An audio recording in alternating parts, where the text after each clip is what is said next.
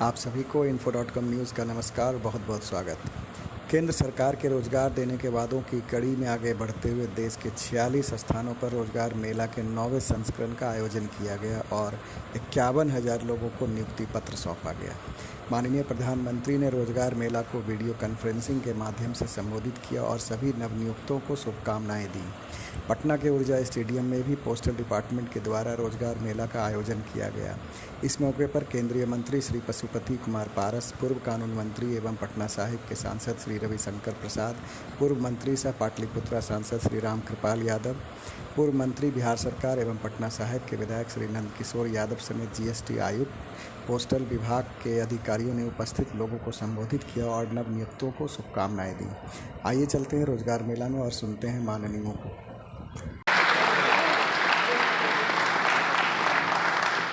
श्री परिमल सिन्हा जी, आपसे पुनः आग्रह, आप स्वागत करें श्री असलम हसन जी का, कमिश्नर जीएसटी। बहुत बहुत स्वागत आप तमाम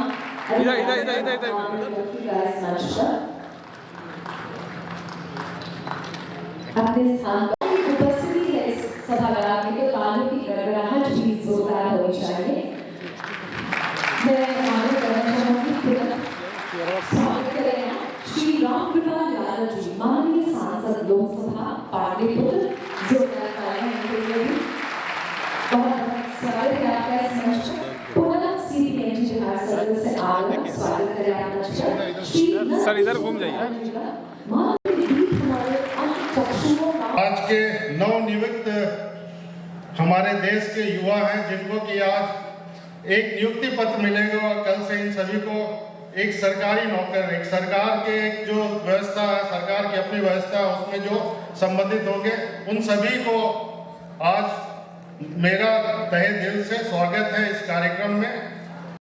श्री असलम हसन साहब, मनोज जी, परिमल सिन्हा जी, पवन जी और आप सब आज जो भारत सरकार की सेवा में शामिल होने के लिए नियुक्ति पत्र के लिए इकट्ठे हुए हैं, आप सब प्रतिभागी मित्रों, हम सब बड़े सौभाग्यशाली हैं कि मैं ऐसा प्रधानमंत्री मिला है आज देश में, जो इस देश को उस ऊंचाई पे जाना चाहता है जिसके बारे में आज तक भगवान सोचता है। मैं कभी कभी सोचता हूं कि देश की आज़ादी के 70 साल पूरे हो गए और हम जब आज़ाद हुए तो उसमें देश, दुनिया में कई देश आज़ाद हुए, कई ने हमसे ज़्यादा तरक्की कर ली, लेकिन हम उस अनुपात में तरक्की नहीं कर पाए। उसका एक बड़ा कारण था कि हम सबने जिन नीतियों पर देश को चलाने का निर्णय लिया, वो नीतियां शायद देश की परिस्थिति के अनुकूल नहीं है। लेकिन विगत सालों में माननीय प्रधानमंत्री नरेंद्र भाई मोदी ने जिस प्रकार से देश की युवा शक्ति को एक निश्चित दिशा की ओर बढ़ने का संकेत किया है, प्रोत्साहित किया है, उत्साहित किया है, उसके कारण हमारा देश तेजी से प्रगति की ओर बढ़ रहा है। और मुझे पूरा विश्वास है जो संकल्प है माननीय प्रधानमंत्री जी का कि 2047 में जब देश आजादी की 100वीं वर्षगांठ मनाएगा, उसमें हमारा देश दुनिया में विकसित देशों की श्रेणी में खड़ा होगा, वो जरूर साकार होगा, इसका भरोसा मुझे। और आप सबके गवाह होने वाले हैं। आपको अगर नियुक्ति पत्र मिलने वाली है तो 25 साल बाद जब देश दुनिया का विकसित देश बनेगा, उसके गवाह आप बनने वाले हैं। तो स्वाभाविक रूप से सरकार की जो जिम्मेवारी वो तो करती ही करती है, लेकिन आपके ऊपर जो जिम्मेवारी आ जाने वाली है, आपके द्वारा किया गया काम, आपके कर्तव्य देश को सुविधाएं पहुंचाने में सहायक होने वाला है। मैं आपसे निवेदन करना चाहता हूं कि हम केवल अपने लिए नहीं जीते हैं, अपने जीने वाले बहुत लोग हैं। आप ठीक है, स्वाभाविक है कि आप नौकरी करते हैं, परिवार का भरण पोषण करेंगे, लेकिन साथ साथ इस बात का भी ध्यान रखना पड़ेगा कि हम उस देश के नागरिक हैं जिस देश ने हजारों साल पहले दुनिया को ज्ञान देने का काम किया। हम उस देश के नागरिक हैं जिस देश ने दुनिया को दिशा देने का काम किया है। तो उसके लिए आवश्यक है कि जो काम हमें मिला है, जो करने की जिम्मेवारी हमें पास आई है, हम पूरी ईमानदारी निष्ठा के साथ उस काम को अंजाम देंगे ताकि देश के विकास में हम भी योगदान कर सकें। बहुत बहुत धन्यवाद। जोर से लगाइए। भारत माता की, भारत माता की बहुत धन्यवाद। आज के इस कार्यक्रम के मुख्य अतिथि हम सब लोगों के सम्मानीय नेता, भारत सरकार के मंत्री श्री पशुपालक पशुपति पारस जी, माननीय आज के सम्मानित अतिथि, इसी लोकसभा के माननीय सांसद और पूर्व केंद्रीय मंत्री, भारतीय जनता पार्टी के वरिष्ठ नेता, हम सब लोगों के बड़े भाई श्री रविशंकर प्रसाद जी, हम लोग के बहुत ही सम्मानीय नेता, बिहार सरकार के पूर्व मंत्री और कई दफा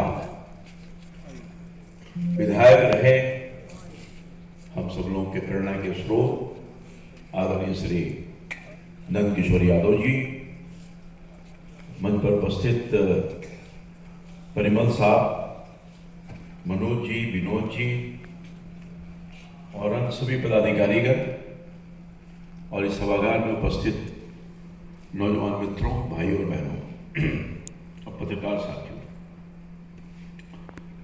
निश्चित तौर पर हम सब लोग आज यशस्वी प्रधानमंत्री जी के प्रति आभार व्यक्त करते हैं, जो उन्हें लगातार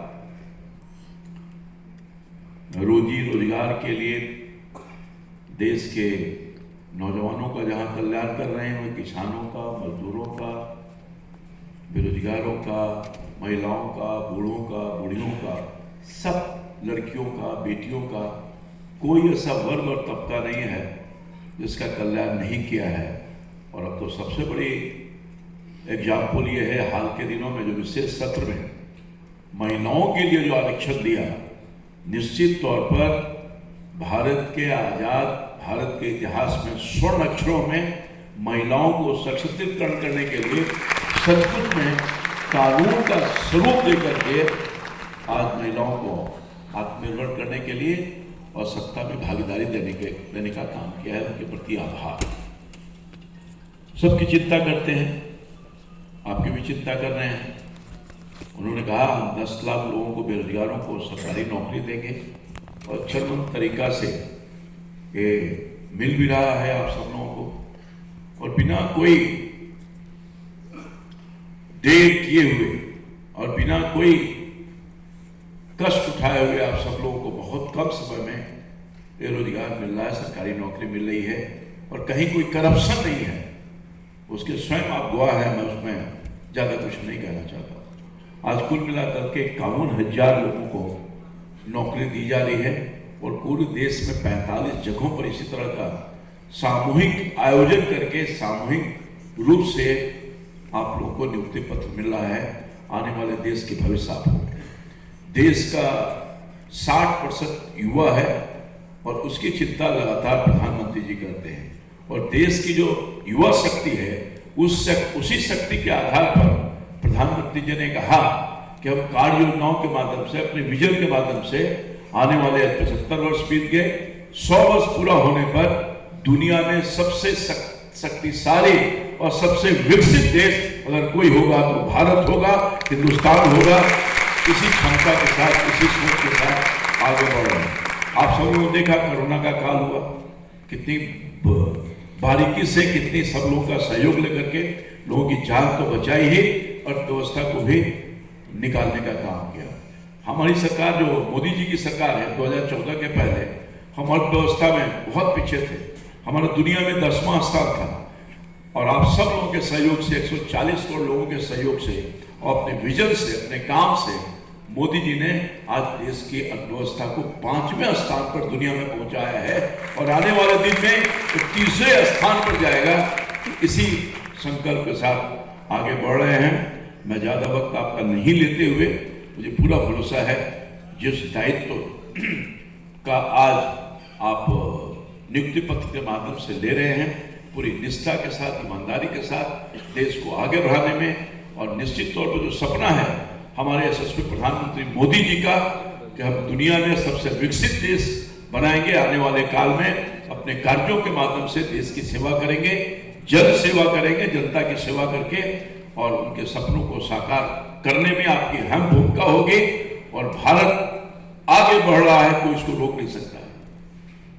दुनिया की कोई ताकत अब भारत को आगे बढ़ने से रोक नहीं सकता है। और भ्रष्टाचार से मुक्ति जो मिली है, आप सब लोगों को मालूम, उसके एग्जाम्पल हैं, उसमें भ्रष्टाचार का तो कोई दूर दूर तक सवाल ही नहीं पैदा होता है। इसलिए नियत है, नीति है और नेतृत्व है, इसी के बल पर भारत आगे बढ़ रहा है और दुनिया में एक अपनी पहचान भारत का मोदी जी के नेतृत्व में हुआ है। इस बात को दुनिया मान रही है। उनको अपना शुभकामना, आशीर्वाद हम सब लोग को मिलते रहना चाहिए, सहयोग मिलते रहना चाहिए, ताकि जिस रफ्तार के साथ देश को विकसित करने का काम लगातार कर रहे हैं, आगे बढ़ता रहेगा। और एक सबसे बड़ी बात, 3rd ग्रेड और 4th ग्रेड में यही मोदी जी की सोच थी। इंटरव्यू होता था, क्या होता था मुझे मालूम है और आपको भी मालूम है, उससे भी मुक्ति दिलाने का काम कोई नहीं, मोदी की सरकार ने ही की है। इस बात का आप एहसास करते होंगे। इसलिए पुनः मोदी जी के प्रति आभार व्यक्त करते हुए अपने सम्मानीय नेता पशुपति पारस जी और अपने मंच पर बैठे हुए सम्मानीय नेता का हम आपके तरफ से और अपने तरफ से अभिनंदन करते हुए पोस्टर जो इसको होस्ट कर रहा है, और मैं समझता हूं कि उनके प्रति भी आभार व्यक्त करते हुए आप सब लोगों को शुभकामना देते हुए अपनी बात समाप्त करते हैं। जय हिंद।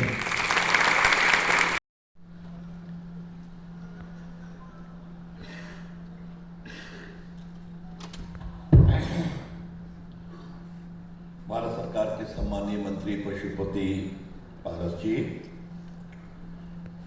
पाटलिपुत्रा के सांसद पूर्व मंत्री मित्र रामकृपाल यादव जी, बिहार सरकार के वरिष्ठ मंत्री रहे विधायक नंद किशोर यादव जी,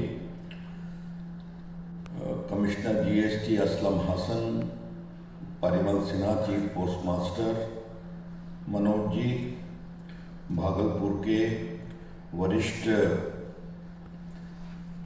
additional chief post master general Manoj, am I right?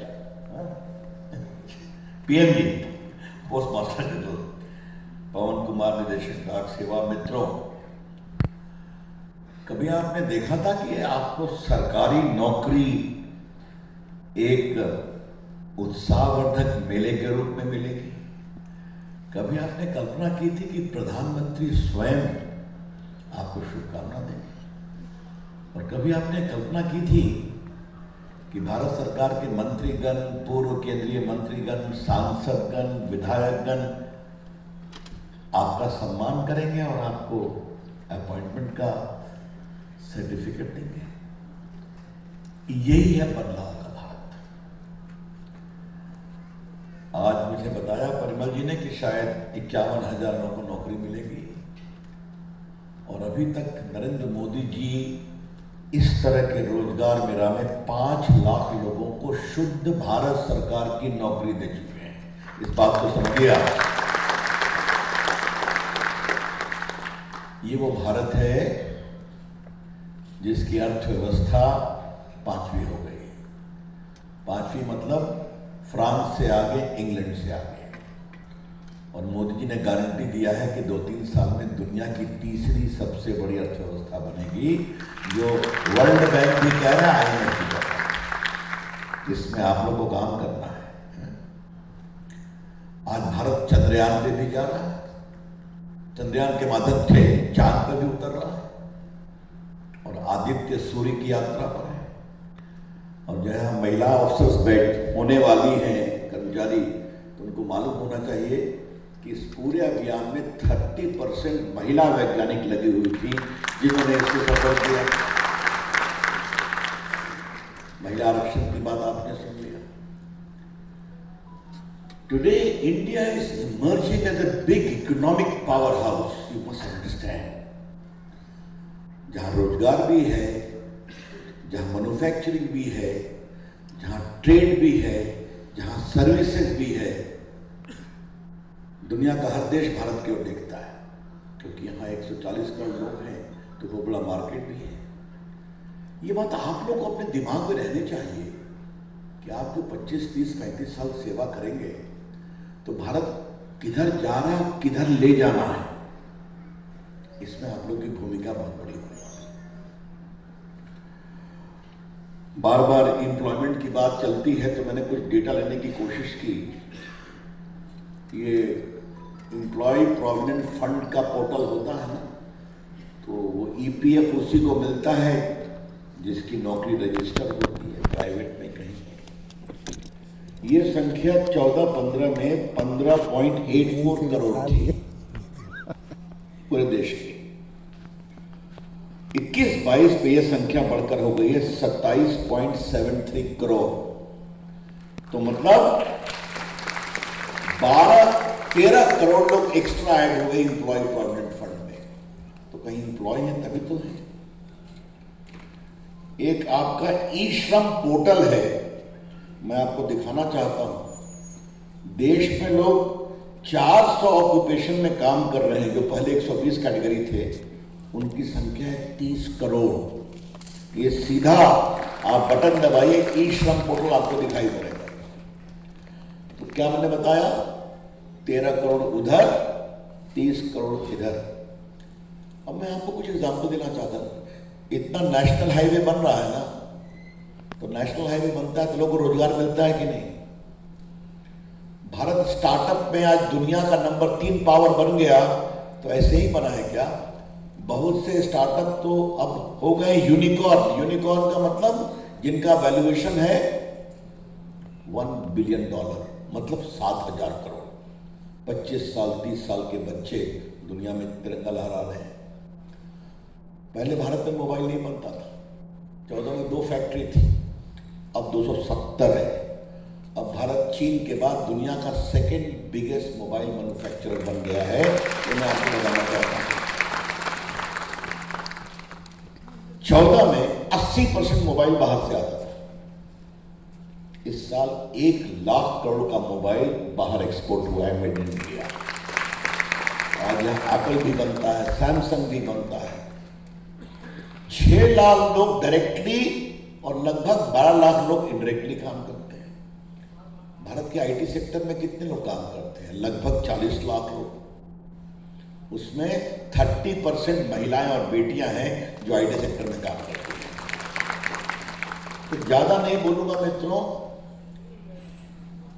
देखने के 2 नजरिए, और ये मेरा आप सबों से अंतिम विनम्र आग्रह है। भारत को देखने के 2 तरीके हैं।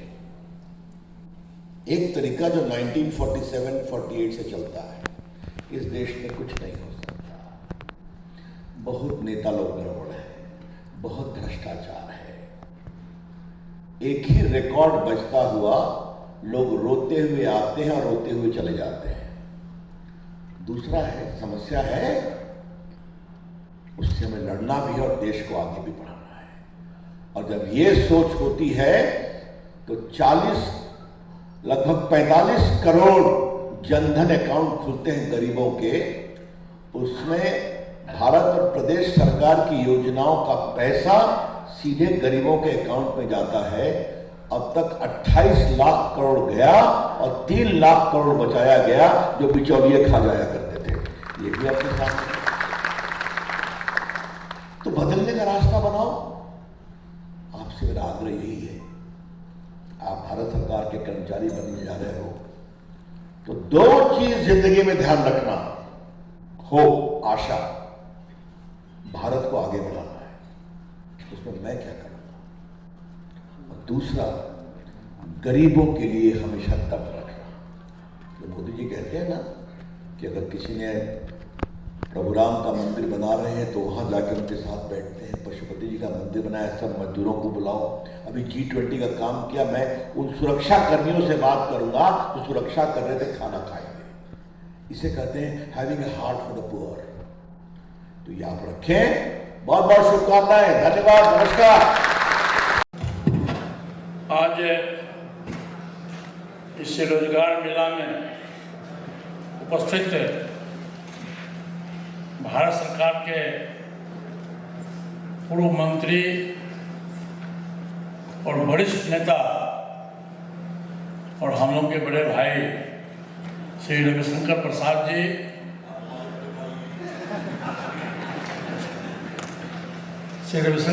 जी, पूर्व मंत्री भारत सरकार श्री रामकृपाल यादव जी, पूर्व मंत्री बिहार सरकार और वरिष्ठ नेता श्री नंदकिशोर यादव जी,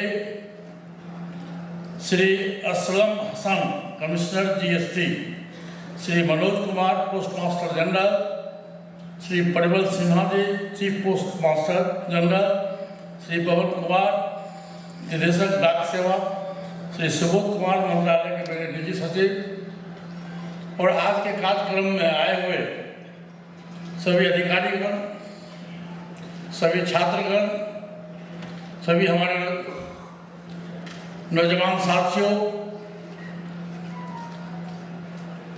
मीडिया के साथियों, माता और बहनों, आज इस रोजगार मेला में उपस्थित आप सभी लोगों को मैं अपनी ओर से हार्दिक अभिनंदन करता हूँ। साथियों, आज माननीय प्रधानमंत्री जी के द्वारा इस रोजगार मेला का आयोजन किया गया है और माननीय प्रधानमंत्री जी का आदेश है कि 1 वर्ष में 10 लाख लोगों को, युवाओं को रोजगार देने की बात है और 22 अक्टूबर 2022 से इसका एक कार्यक्रम शुरू हुआ और ये 9वीं बार रोजगार मेला का आयोजन किया गया है, जिसमें हमारे प्रधानमंत्री जी खुद वीडियो कॉन्फ्रेंसिंग के जरिए आप सभी लोगों को संबोधित करेंगे। साथियों, ये पहली बार देश में आज़ादी के बाद माननीय प्रधानमंत्री जी के द्वारा ये जो कार्यक्रम शुरू किया गया है, हमारे देश के जितने भी बेरोजगार नौजवान हैं उनको रोजगार देने की बात हो रही है। आपने देखा होगा कि आज 45 जगहों पर ये कार्यक्रम चल रहा है और तकरीबन 51,000 लोगों को, जो हमारे बेरोजगार नौजवान साथी है, आज उनको नियुक्ति पत्र दी जाएगी। साथियों, 2014 में हमारे माननीय प्रधानमंत्री जी के नेतृत्व में केंद्र में एनडीए गठबंधन की सरकार बनी और आज ये तकरीबन 10वां वर्ष है और आपने देखा होगा कि प्रधानमंत्री जी के नेतृत्व में ये 9 वर्षों में बहुत सारी उपलब्धियां हुई। सबसे पहली बात तो मैं गिना दूं आपको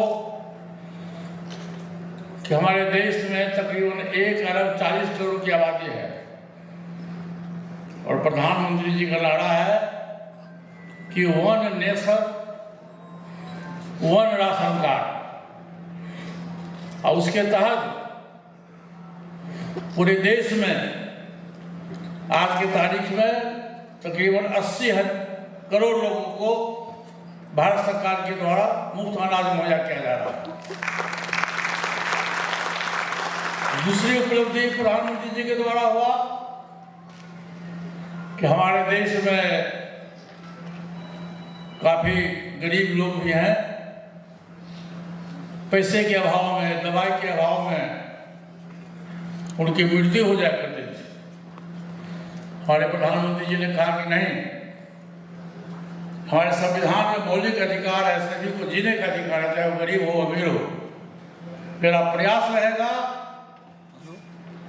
कि मैं किसी को पैसे के अभाव में, दवाई के अभाव में मरने नहीं दूंगा।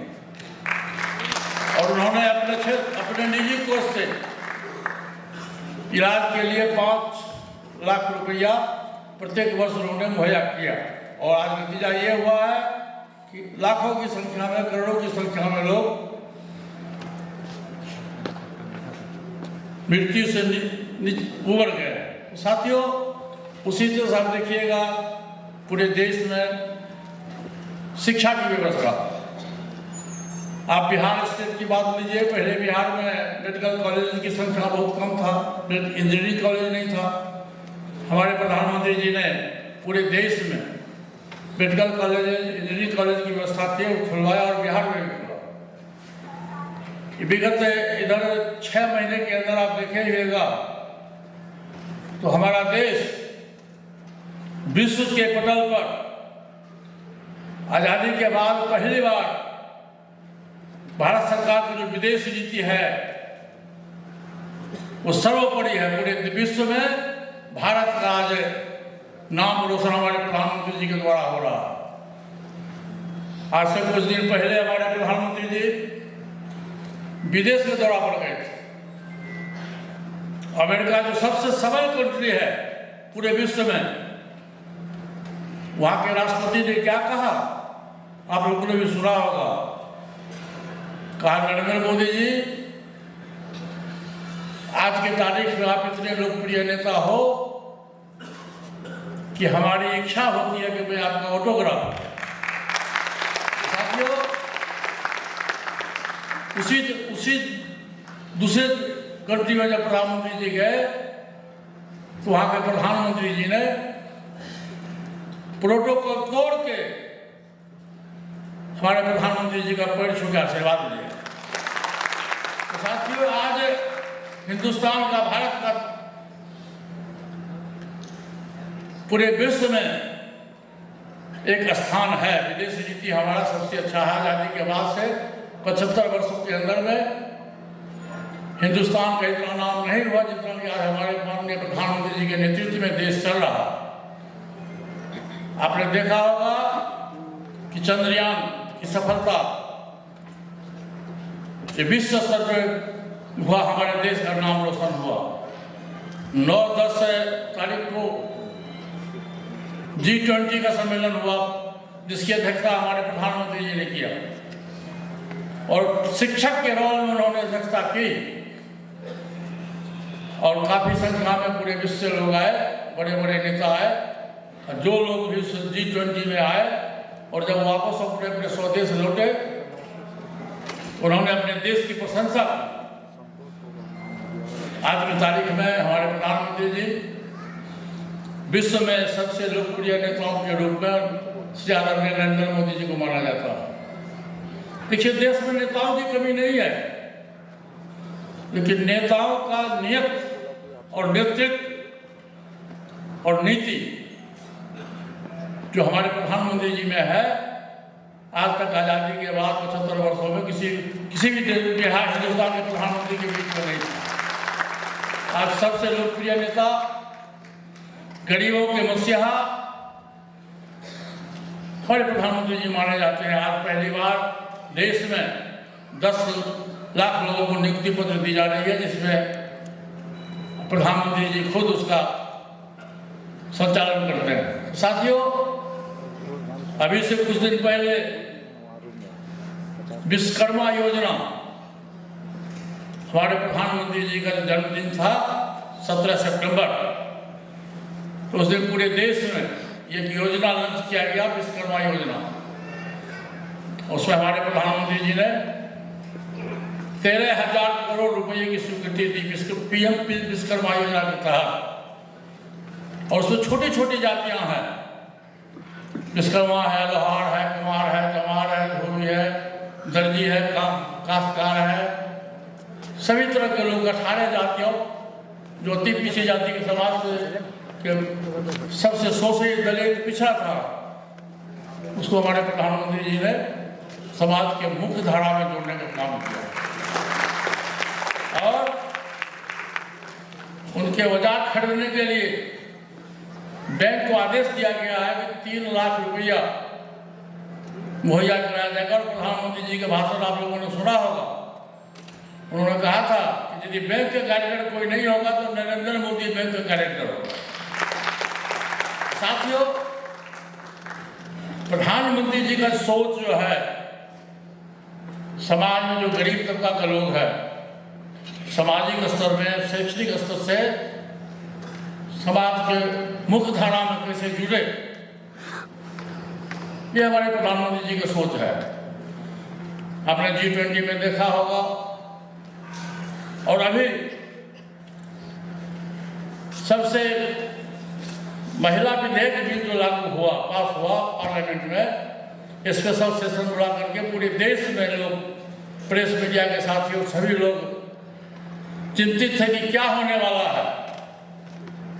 संसद का सत्र बुलाया जा रहा है, विशेष क्या होने वाला है, कहीं चुनाव तो नहीं हो जाएगा, कहीं एक साथ विधानसभा लोकसभा लोकसभा का चुनाव तो नहीं हो जाएगा, कहीं लोकसभा भंग तो नहीं हो जाएगा, तरह तरह की अफवाहें फैल रही थी। कि हमारे प्रधानमंत्री जी ने 27 वर्षों से जो मामला लंबित था कांग्रेस के रिजिम से, कांग्रेस की सरकार 50-55 वर्ष तक देश को आजादी के बाद रही, लेकिन उसने महिला विधेयक को लागू नहीं किया। हमारे प्रधानमंत्री जी ने 27 वर्षों से जो मामला लंबित था, स्पेशल सेशन बुला करके, स्पेशल कैबिनेट की बैठक बुला करके, और उन्होंने पूरे देश में 33% हमारे महिलाओं को आरक्षण देने का काम किया। ये देश के इतिहास में स्वर्ण अक्षरों में लिखा जाएगा। तो साथियों, इस देश का लोग, हम भारत के लोग काफी सौभाग्यशाली हैं। इस देश में गरीबों के मसीहा और पूरे विश्व स्तर के नेता हमारे माननीय प्रधानमंत्री जी आपका नेतृत्व कर रहे हैं। ये बहुत ही देश के लिए गौरव की बात है। आज जो हमारे नौजवान साथियों को जो नियुक्ति पत्र दी जा रही है, मुझे उम्मीद है कि आपके नौजवान साथी भारत सरकार में आपको जब भी नियुक्ति पत्र भी मिलेगी, आप ईमानदारी से देश की सेवा करें और आगे देश को ले जाने में आप सफल साबित होइएगा। यही हमारी शुभकामना आप लोगों के साथ। आपको समय बहुत हो गया है, बहुत इशारा हो रहा है, माननीय प्रधानमंत्री जी का भी समय आ गया है बोलने का। मैं पुनः आज के इस रोजगार मेला में आने के लिए मैं अपने तीनों नेता, पदाधिकारीगण और आप तमाम साथियों को, प्रेस मीडिया को मैं तहे दिल से हार्दिक अभिनंदन करता हूं। तो जोर से कोई नारा लगा दीजिए, भारत माता के, भारत माता के, भारत माता के, नरेंद्र मोदी जिंदाबाद।